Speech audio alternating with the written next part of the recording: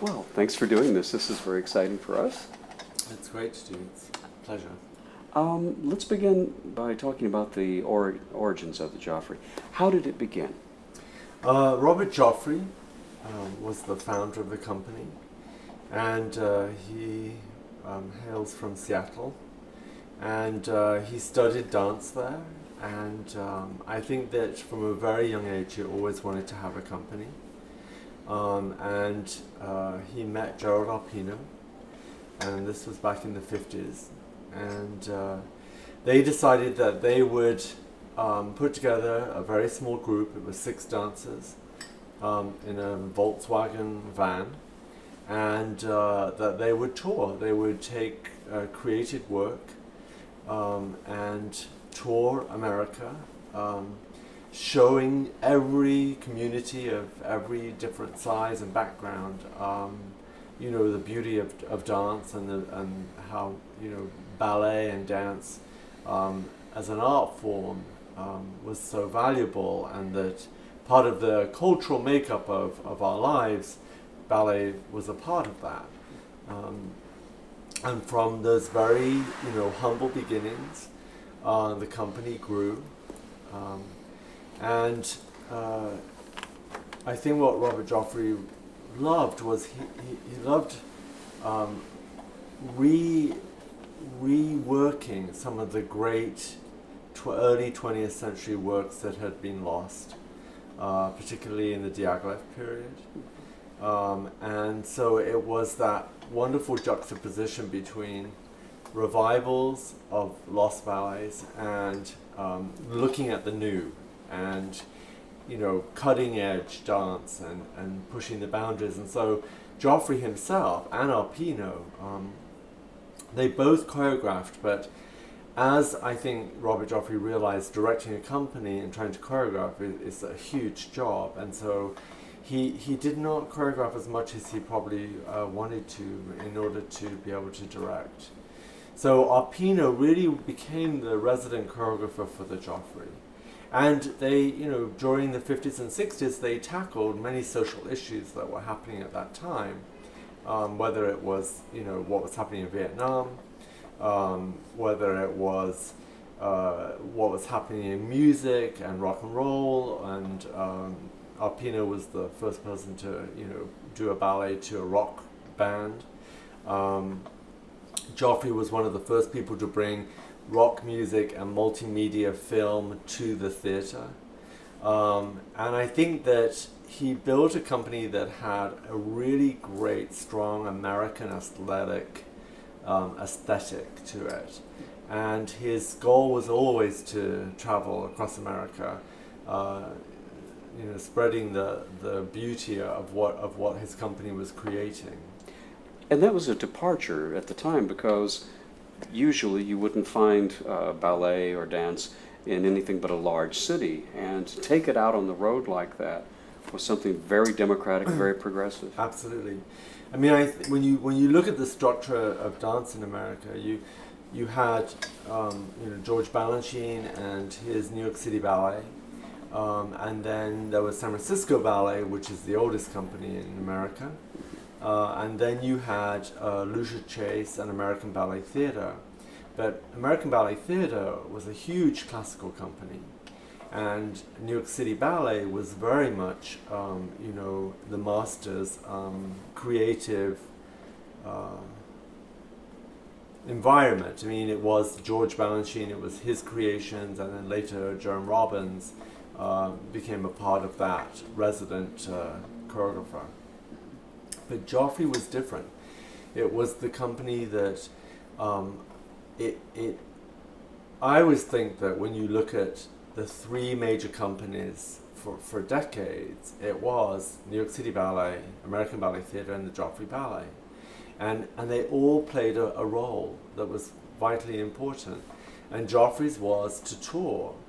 Although we had seasons in New York City, the majority of the time was spent touring, and it was spent touring, showing such a huge wealth and diversity. The company has always had an eclectic repertoire, and so it was, a lot of Ashton, Sir Frederick Ashton's work, who is a great British choreographer. Robert Joffrey loved his work, and the Joffrey Ballet has been the reciprocal for Ashton's work. He also loved John Cranker's work, and then on top of that, he looked at Agnes DeMille and what was happening in American dance, Glenn Tetley, Billy Forsyth, Laura Dean. So it was pretty wonderful. And bold. Sorry. What strikes me is how quickly it rose to prominence. If you started in the mid-50s, and by 1963 they're performing at the White House, and it's a meteoric rise. How did they do that? I think that, first and foremost, Joffrey was a teacher. He was a brilliant ballet teacher. He was tough. His classes were really hard. He expected the utmost discipline.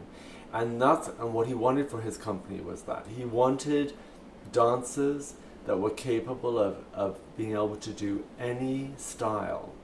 So in order to have a company where you have such a great solid foundation in the technique of classical ballet, you can go away from it in any direction because your foundation is so strong. And by him teaching the company a lot, he pushed them. And I think that what people saw was this company that they danced so full out, to the end of their abilities every time they performed in a repertoire that was so diverse. It's quite amazing. So it had such strong foundations in classical ballet, and the physical and the artistic rigor that he brought to it. And then you have Arpino bringing in not only reviving classic works, but broadening the repertoire by pulling in new material and constantly seeking out new ways and new things to do. Absolutely. And the thing about having a resident choreographer in a company is that you can, when new people come into a company, or there's a particular dancer with an unbelievable ability, you use that, you go to that. And I know for Jerry Arpino that there were many muses in the company that he created a lot of work on. And it varied from year to year, and who came into the company. But the one thing that I would say about them was that, going back to this teaching, is that Joffrey looked at everyone the same way. The company has never been a ranked company. It has always been an all-star, no-star company. And so he looked at his company as a unit, as a group of people that they all had value for him, and it was a committed team effort. And I think that goes back to the very beginning of the six of them getting in a van and being able to support each other, emotionally, professionally. The company's always had a unique kind of a bond that way. And that continues to today, and I wonder how that works, because as you said, there's or implied, you think of different companies and, well, this is the star, this is the person that everyone comes to see, but here everyone comes to see everyone. I think that the best case scenario was people wanted to see the Joffrey Ballet. They didn't necessarily know who was dancing that night, or if it was a particular person. There have always been, as there are in any company, there have always been those leading dancers. But I would say that I feel very much the way Robert Joffrey felt, and that is that you give as many people the opportunity that you can. And if you're going to have them in your company, it's because you value what they have to offer. And I think that when choreographers come in to work with the company, to give them free rein to choose who they want to, is definitely, I think, the way to go. The Joffreys had several homes: New York City, Los Angeles, and then it moved to Chicago in 1995. What stands out about Chicago? Why Chicago? It's a wonderful city for the arts. It wasn't always that way, but it's really grown to prominence in the last few decades. I think to answer that, I want to go back a little bit. I was in the company when we were bi-coastal. So and I remember that, 2-3 times a year we would go out to Los Angeles and perform there for a month at a time, and then we'd be in New York City doing our performances there, and then we would do all the touring as well. But we always came to Chicago. And I think that when you go back in history, Bruce Sagan, who is a trustee of the ballet here in Chicago, was actually the person to first present the Joffrey in Chicago in the 50s. So there has been a long relationship with Chicago and the Joffrey Ballet from its inception. And when the company was really struggling, I think after Robert Joffrey's death, I think things changed so much in the world of dance. New York wasn't only the focus of dance, it had spread out. You had really excellent, companies, Houston Ballet, Pacific Northwest, San Francisco Ballet, Boston Ballet. Everything was changing. And so to keep up with that, it was like, well, what is the Joffrey today? Where does the Joffrey fit in to the big picture when everyone is doing basically a blueprint of what Robert Joffrey started out in the beginning? You did. I'm sorry. I know a lot of people that were inspired by Joffrey and who have worked with Joffrey that have used his ideas to run their own companies. And I think that when the company was struggling so much, all the people that had really supported the Joffrey from Chicago, they had a big conference and said, okay, where is the next city for the Joffrey? What is going to be the Joffrey's home?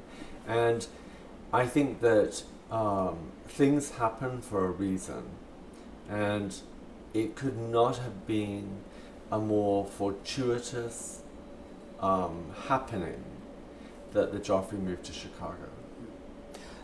You danced with the Joffrey, I believe, from 85 to 89. And your whole life has been devoted to dance. What was it like coming to work with this company? Because you'd had so many different experiences. What set this one apart?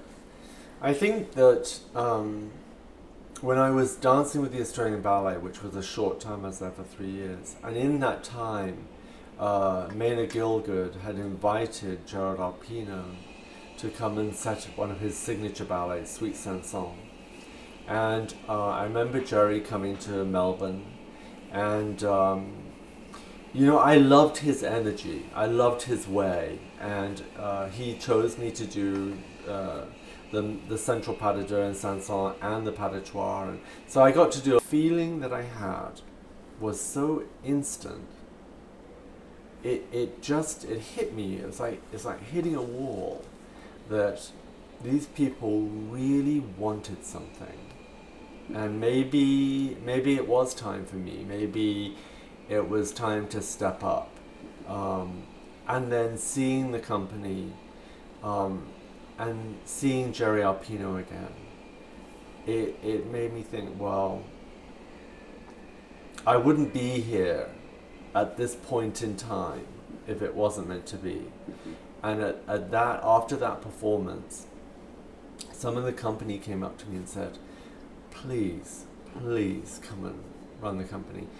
So John Tavison was the executive director at the time, and he said, can we arrange for you to come and meet the board? And I said, yeah, absolutely. And the next week I came and I spent a week here teaching and meeting the board, getting to know everyone. And at the end of the week, Pamela Strobel was the head of the succession committee, and she sat me down and she said, this is a unanimous decision, and you cannot ask for more than that. I feel it's just an amazing honor. And you had such chemistry with the organization to begin with. I think that there is one thing that I feel is very important, and it would be whether someone was going to run any company, Um, there's a huge difference when you've actually worked with the people that founded the company, and I think having worked with Joffrey and Arpino, understanding what they wanted from a company has really been invaluable, I think. To know the history, and to value that history, and to make sure that things will change. Companies always evolve, but you don't want to rip the roots from the ground. You know, if you need to gently move the plant around, there's a way to do it by honor and respect of the people that founded it. And for me, that's very important. I feel the same way that if someone was going to take over the Royal Ballet or the Kirov Ballet, you would want to value the history that has made that companies, you know, the journey that they've had. So I guess in some respects, it's, although daunting to take over as the second artistic director, you knew so much about the traditions and knew the people. It was a good fit. I think so. I have to say I've never doubted it. You know, there wasn't a day when I walked in here and said, wow, this is a mistake. I mean, I've had many challenges, but I'm up for them, and I believe in the company. I absolutely love Chicago. I think Chicago is an extraordinary city. It is really a secret for the world because there is so much happening here. And I would say that in many respects, I have been so incredibly inspired here by the interaction that I've had with all the other arts organizations. Incredibly talented people. The fact that you can go any night of the week and see absolutely first-rate theatre, or music, or dance, or opera, or fine art. It really is a wealth. It's a wealth of cultural talent. It's a world-class city in so many It ways. really is. Yeah. How did you approach your tenure in terms of expanding the repertoire, bringing in new works, picking out the people that you would like to bring in? Obviously, you had a terrific team here to start with, but you're looking around and they're, well, what is the direction that I want to take this company? I think that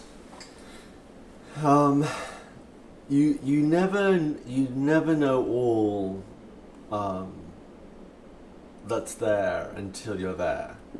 You know, until you open the cupboard, you really, and walk inside, you never quite know exactly what you've got or what you haven't got and what you need, and there were things that I felt very strongly about, and they went back a little bit to looking at where the company was today, what did the company need.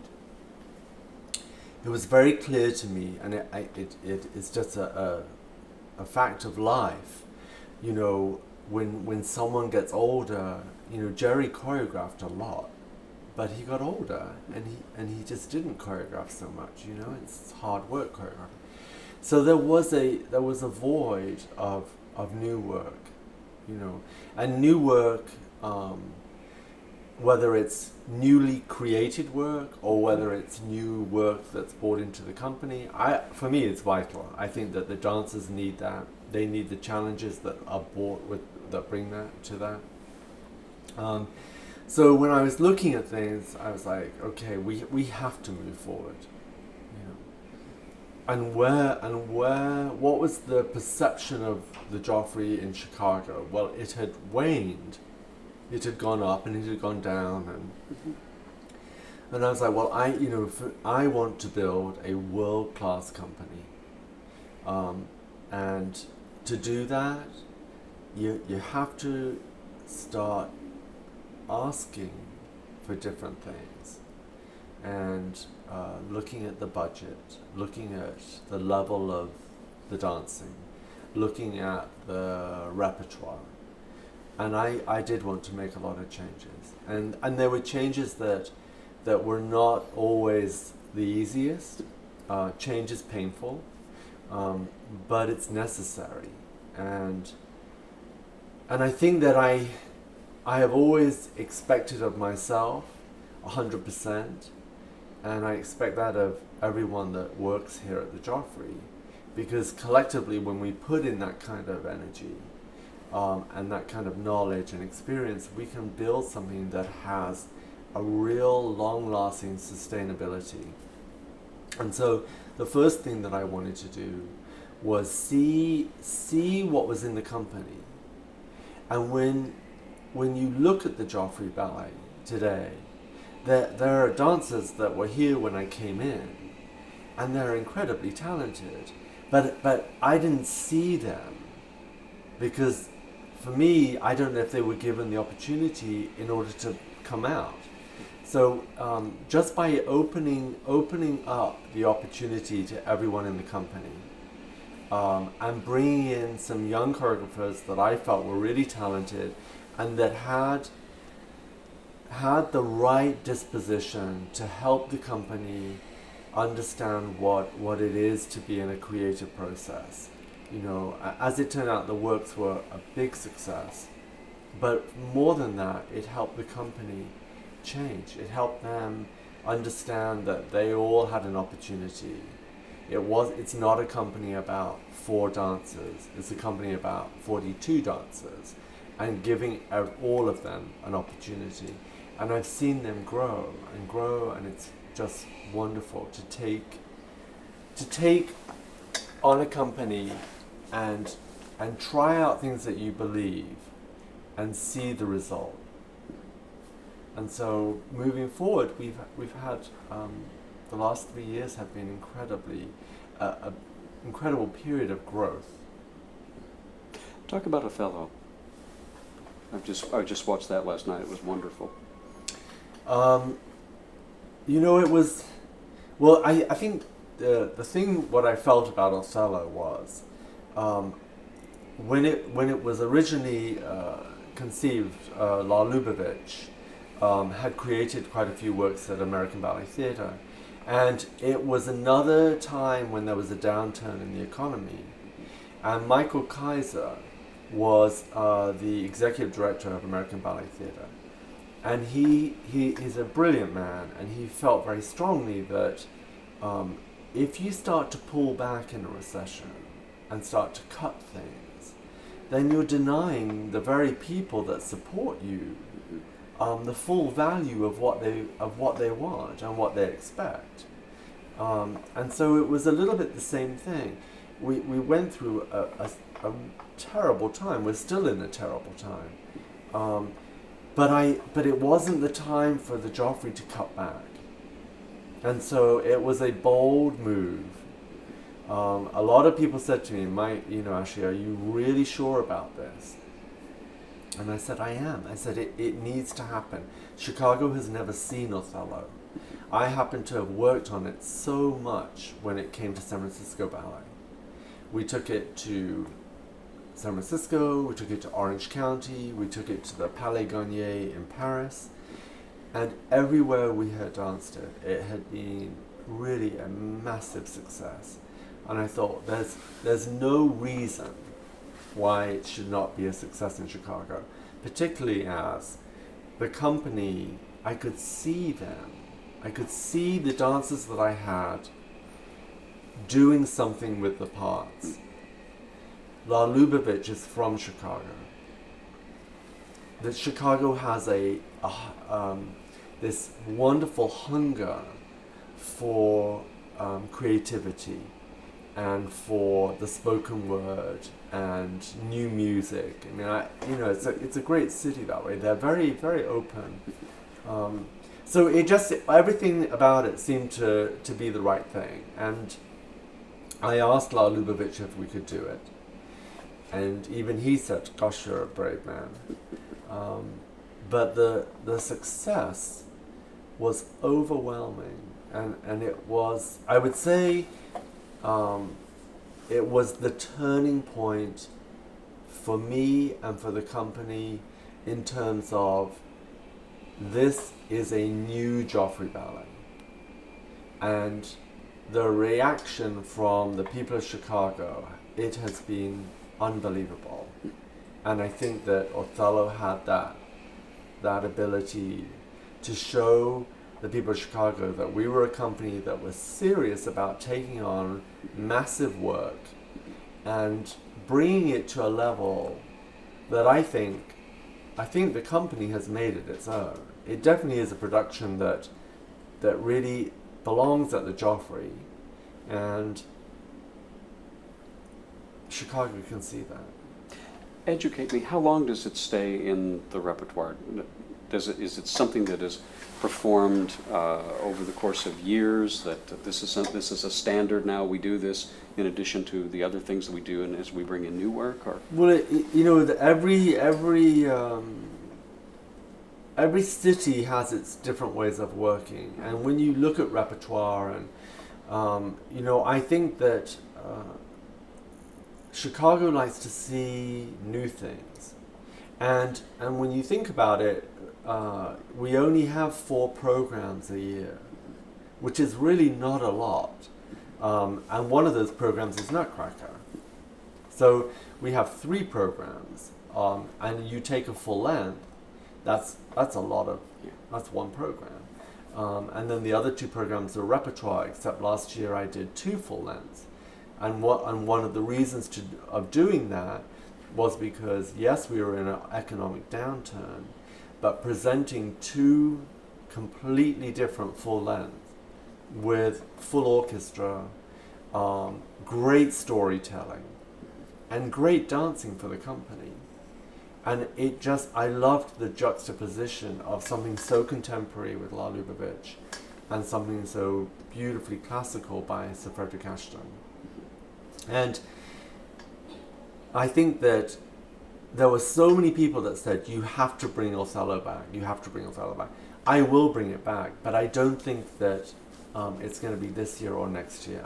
For me, I think 2012, and when you look at companies and full length, they say that between 4 and 6 years to bring back a piece.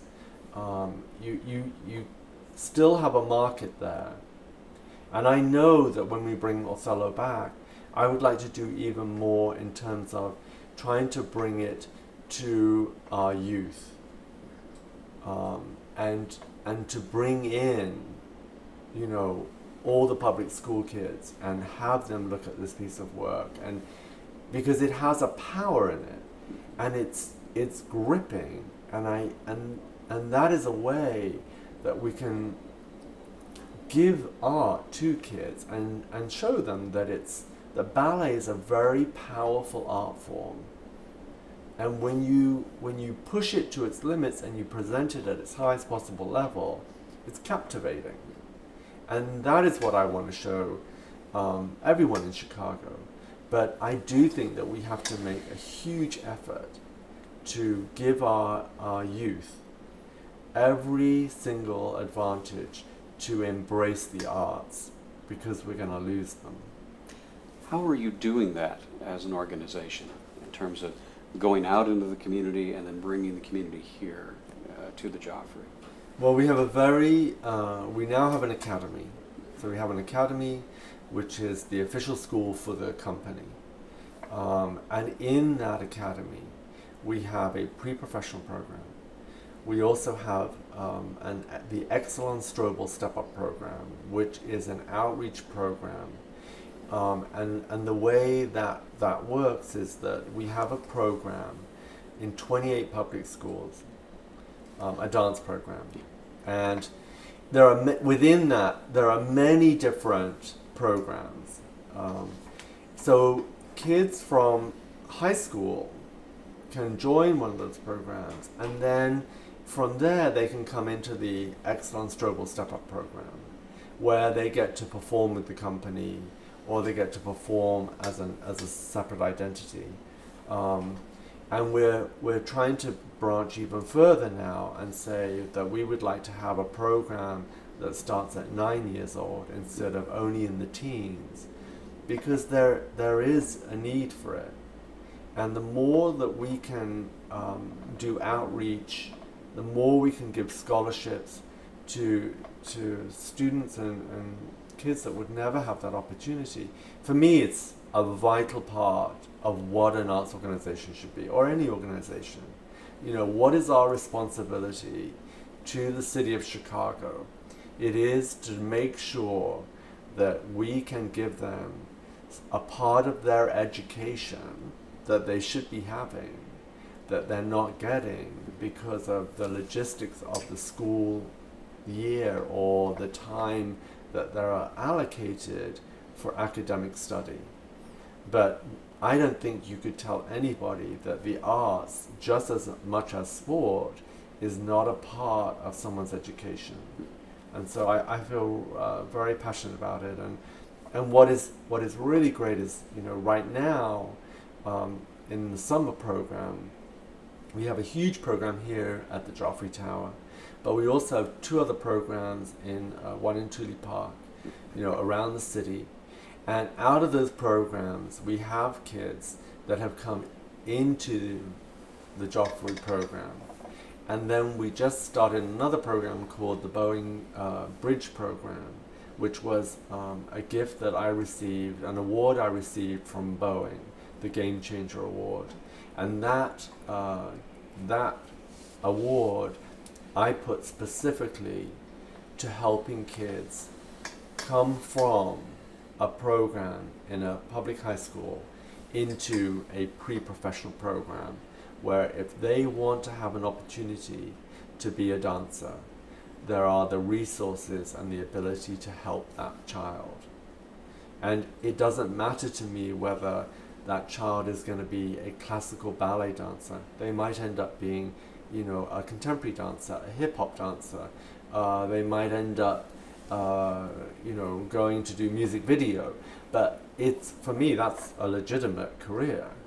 And I want to give as many people as possible that opportunity in all the diversity of dance that it has to offer.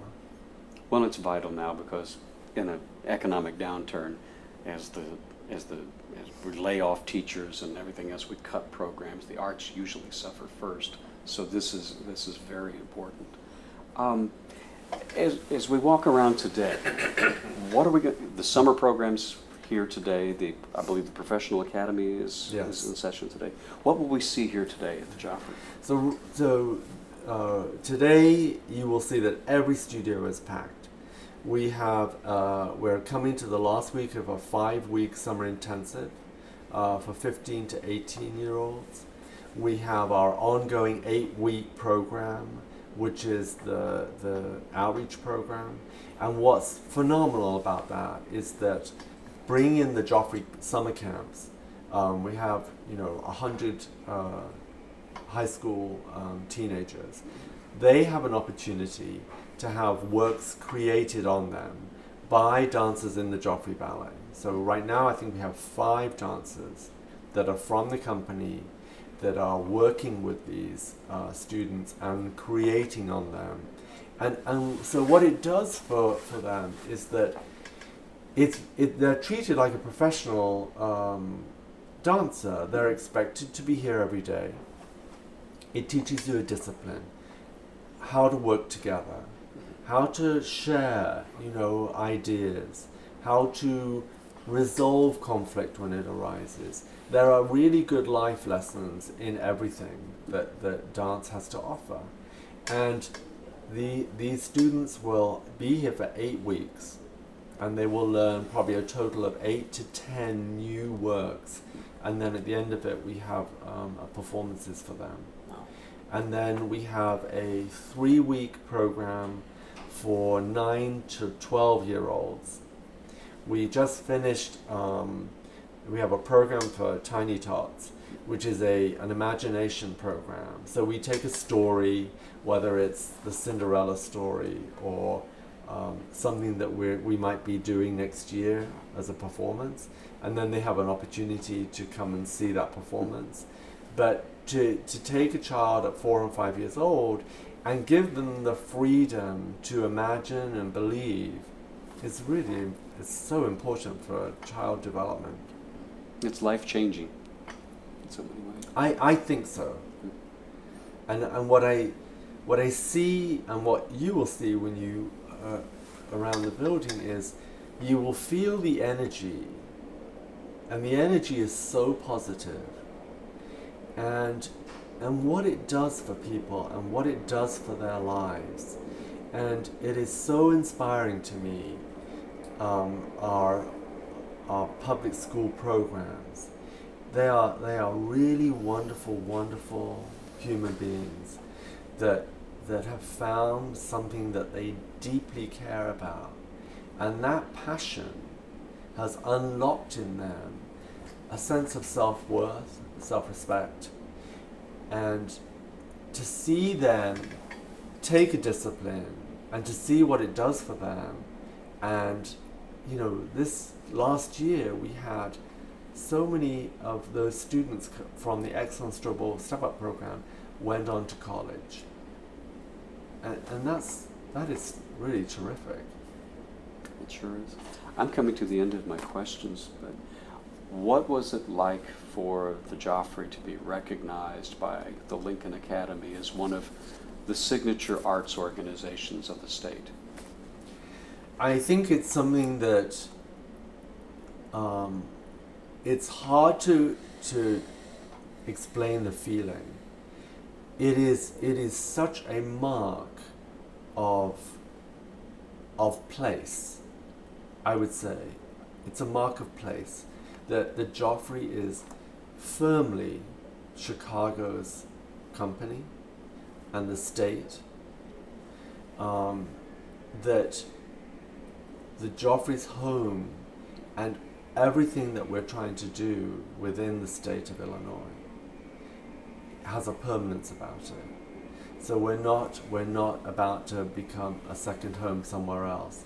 This is home, and to be recognized for the work that we're trying to do, and the work that we will continue to do, and the joy that we bring thousands of people every year, is very important, and it's truly an honor to be recognized. It's just not every day, and it's the highest order that we could receive, and it's truly fantastic. It is being embraced by your state as being a valuable part of the community, and I think that is as good as it gets. Very well said. Thank you so much. Thank you. Yes, this was great. Great.